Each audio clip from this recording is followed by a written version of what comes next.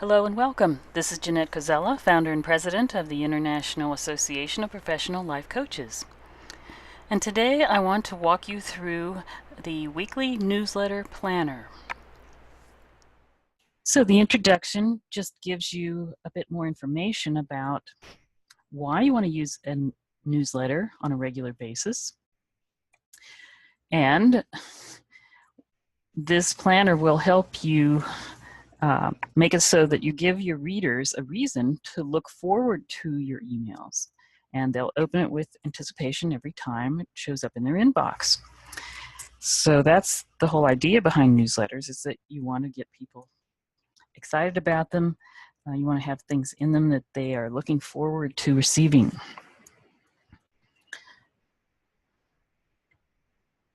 So we're going to walk through a few different exercises to establish this. So first of all, you really want to know who you're writing your newsletter for. And this has to do with your target market. And so you may just want to fill this out just so that you get clear in your mind again who your target market is, their demographics, and where they like to hang out, and just a little more about them. Then the next page goes into a little more detail as far as the psychographics go, and that means how do they think? What problems and challenges are they facing? What keeps them up at night? That's their deepest problems. And what do they ultimately want most? So it's good to just write down these things so that you have a clear picture of these people when you're writing to them. What is their number one goal? If you're targeting coaches, for example, their number one goal is to get more clients. So that's just an example of that. Now, why do people sign up for your list? So that has to do with what kind of solutions you're offering them. And it's good to delineate that. It's always good to establish the value that you offer to people. And that's what this section is about. What makes you different from others? And how do you stand out from the crowd? If you're a life coach, for example, there are hundreds of thousands of life coaches. Why would someone want to come to you? And here's where you can get more specific and zero in on the specific problems that you can solve for people. Because, for example, if you're a personal growth coach, there's quite a few different areas that you could focus on to help people. It could be just one different aspect of their life. For example, their health, their relationships, their spiritual life. So there's a lot of ways that you can get more specific. Another example would be if you're a relationship coach. There's lots of different targets that you can have as a relationship coach. You could be targeting single people who are looking for a lifetime mate. You could be targeting parents who need to learn how to communicate better with their children and develop those kind of relationships. You could be targeting newlyweds who need to learn relationships and communication skills to make sure that their marriage is going to last. You could be targeting empty nesters. How do they deal with their relationship once their children are gone, when their whole life had been centered around the children and now they're not there? So then once you get into that, then you have to talk about what makes you different from all the other people who are targeting those people and having solutions to those problems. You can also talk about your expertise. What makes you an expert on your particular niche. Then let's think about, why would people want to stay on your list? And that's because you're going to give them great content. So now is where we take a look at what kind of content can we provide for them that will keep them coming back to read our newsletters. And this section talks about the different kinds of content: audio, video, blog posts, webinars. How can you share content that others have created? And there are different ways for that.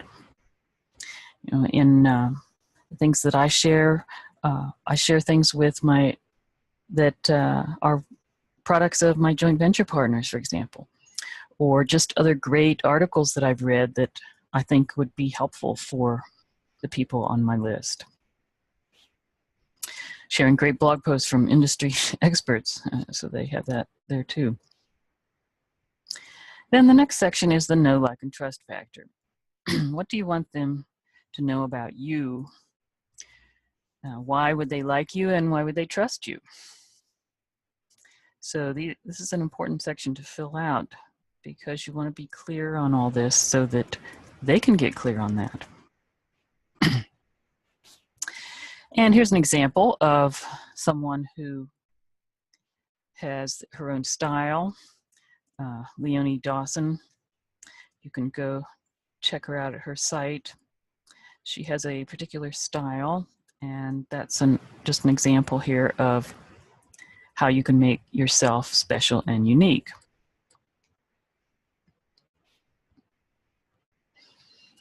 And to take that a step further, here you can list all the nouns and adjectives that you would use to describe yourself. And we have 3 different categories here: personal, business, and your interests. And once you've filled all that out, then you can actually write a little bio. And it's something that you could include in your newsletter or in your email sequence, just so the people get to know you a little better. Some newsletters that I get, there's a little sentence every time about the author of the newsletter, just so whenever people join or subscribe to her list, they get the bio so that they know a little bit more about that person. So that's one way to do it. And then the 7th step is to create your mailing schedule. So now that you've got the basics out of the way, you want to start thinking about planning. And you want to create a schedule that's going to work for your audience. So again, we go back to the demographics and psychographics of your people. And here's some examples here. Are they busy moms with active kids? Sunday mornings might be the best time to reach them. Are they C-level executives? Tuesdays or Wednesdays may be the best choice. If they're entrepreneurs, probably any day of the week is good. And the other thing is the time. So you want to think about that too. I just send out mine at 9 a.m. in the morning, and that seems to be the best time for most people.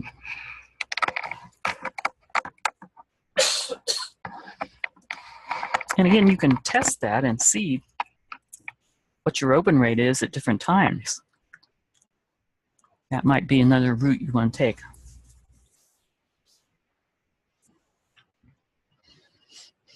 So once you've decided that, you can fill this in.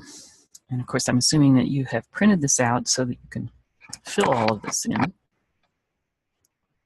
And next, we want to go through the content planning and your promotional calendar. So this, they work together. So first of all, you are going to start planning out your promotions for your own products for like the next 12 months. And then any promotions for your joint venture partners and plan those out ahead of time. And then any events that you have. And so that will determine to a certain extent what your content is going to be. So for example, if you have a product launch on a certain week or month, you'll want to have the content of that newsletter and maybe several newsletters be about that product and get people all excited about the launch. Now, with your package of the newsletter planner, it came with a monthly promotions calendar. And looks like this. So you'll want to print out 12 copies of that, one for each month. And then you can start planning out these things that we just talked about. And you also can plan them out around holidays or other things that you're doing. Now, this planner is for weekly newsletter, but let me just give you one caveat, which is that if weekly is too much for you, you can do it monthly. That's what I opted for. I send my newsletter out once a month because I just don't have the time running my association and my coaching business to send out a newsletter every week. I do send out other things almost every week, but not a newsletter. So you can opt to do that too. So then your editorial calendar is where you actually plan out what you're going to put in each newsletter once you have the monthly one. And it's going to tell you in advance what's going to be included in each issue of your newsletter. So here's the editorial calendar, and it's for a weekly one. And you can also use this as a monthly one if you want to. So what this does is it just goes into more detail on what you're including in your newsletter. So you have the date, the topic of that newsletter. So you may have a featured article,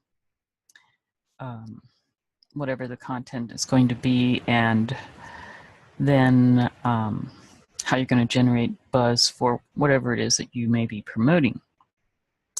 So that's for promotions.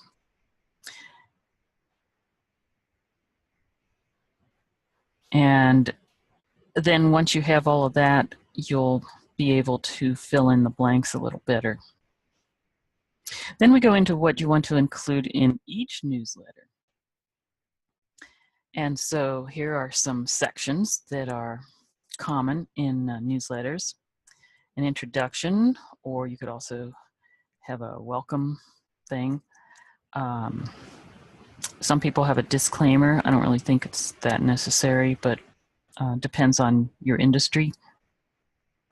You can have an About You section, like I spoke about earlier, just a little thing about yourself. Some newsletters I see, they have at the bottom their schedule, like where they're speaking or where they're going to have an event or whatever. And then they also may have a little paragraph about themselves. So you can do that too. Links to follow you on your social media sites. That's something you can have in every newsletter. An events section. It's nice to include in a testimonial in your newsletters. That just gives people more social proof that you're for real, that you are helping people and people are getting results from your products and services. If you have a product release, of course, that would go in there, or promotion. I have a recommendations section where I promote other people's products who are either affiliates or joint venture partners with me that I think would help the people on my list. And then, of course, the main content, which can be an article, blog post, or video. Any tips and strategies, and other social sharing options. So one thing that could be included in social sharing options would be something like send this to a friend or share this with a colleague. So, but as they say here, there's no set order to designing your newsletter, and you can pick and choose what you want to include. So then they give you a section for the items that you want to include to write down and the order that you want them in. And then it's always good to keep that same order and those same items. Of course, you can experiment a little bit with what works and what doesn't work. I've fiddled around with mine over the years, but basically you want to keep it congruent and consistent so that people recognize it when whenever they see it.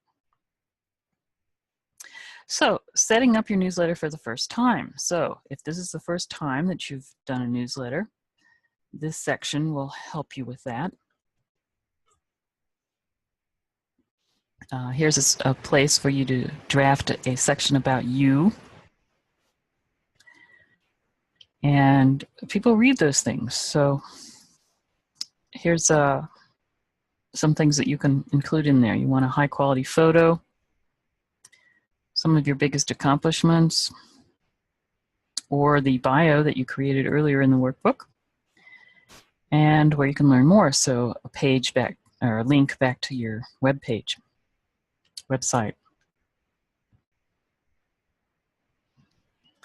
And also, just one thing that they want to remind you of is that the reason why you want to put a bio in there is because your newsletter might be passed on to friends or colleagues, and they may not know anything about you. So that's another reason to put that in there.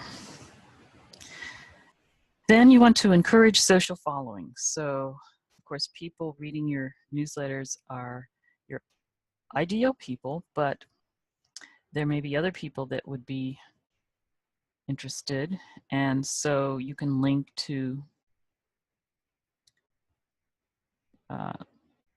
add your URL to your profile that you would like to include in your newsletters for each of the sites that they list here. And that's how you can grow your audience, is to have the social sharing buttons.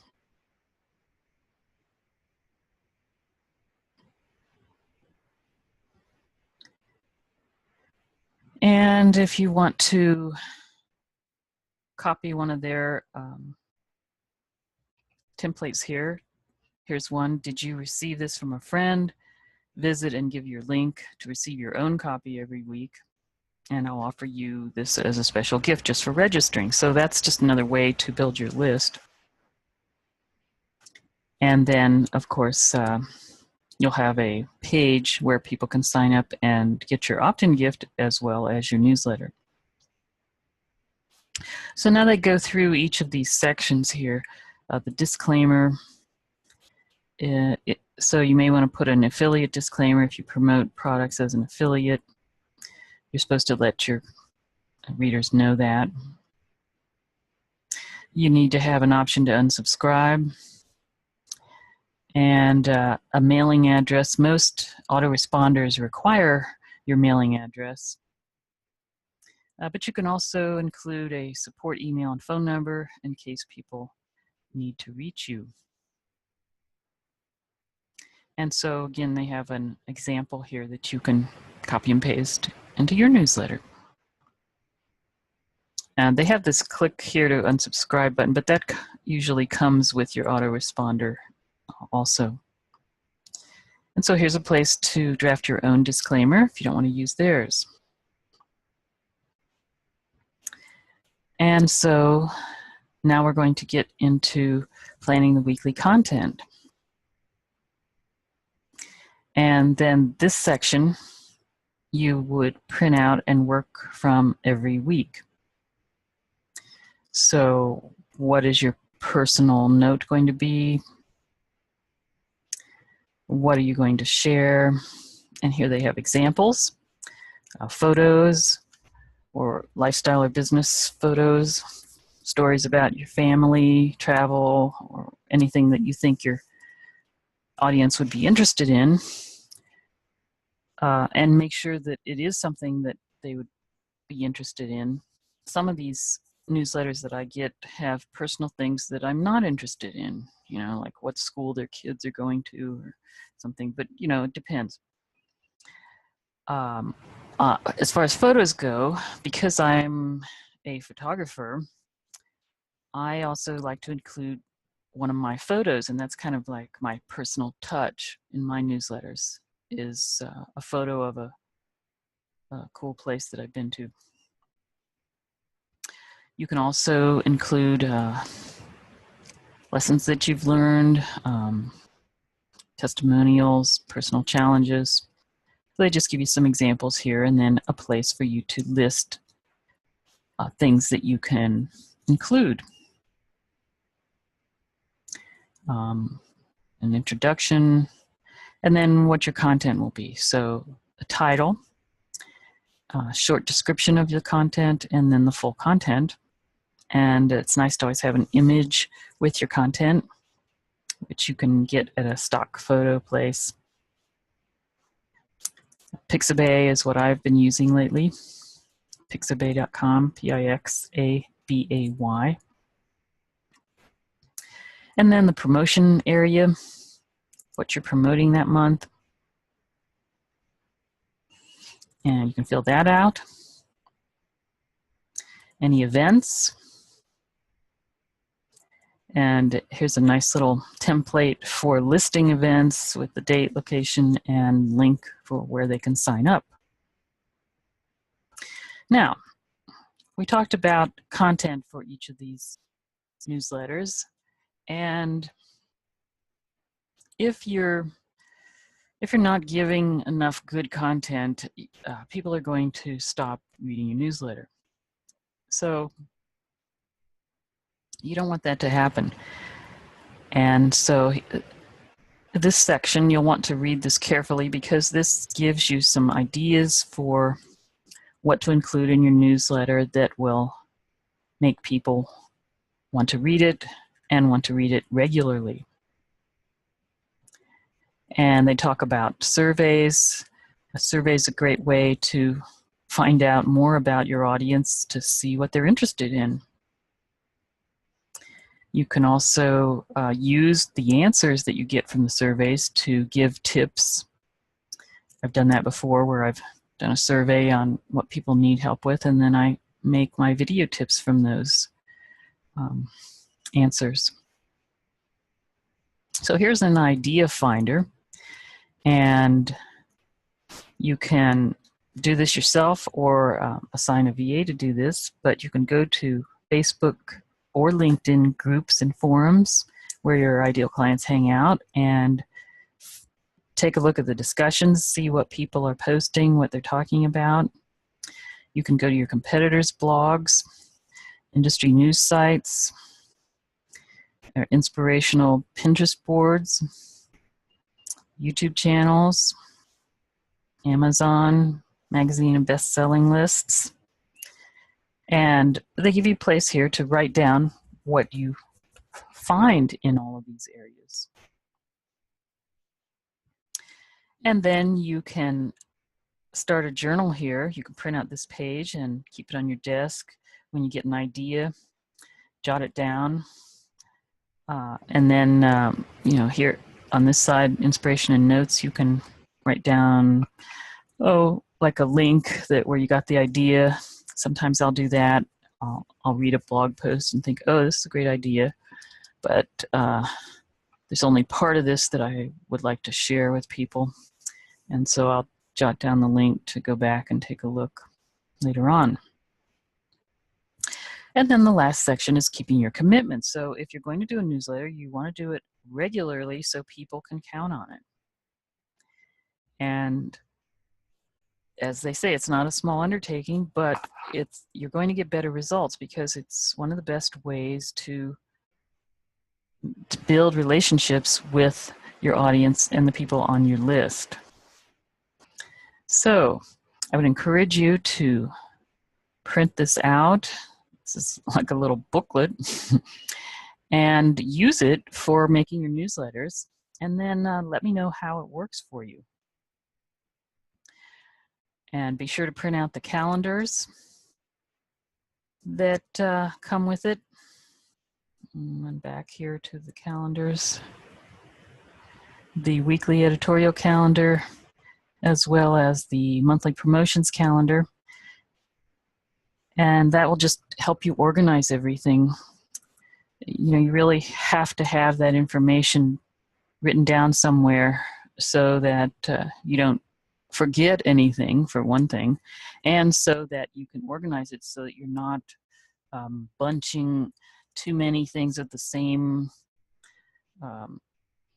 sameness, or you know, having gaps in your promotional calendars. So that's pretty much what you need to know to fill this out and start your own newsletter. And so if you have any questions, just send them in to me. Otherwise, enjoy this, and we'll see you next time for our next class.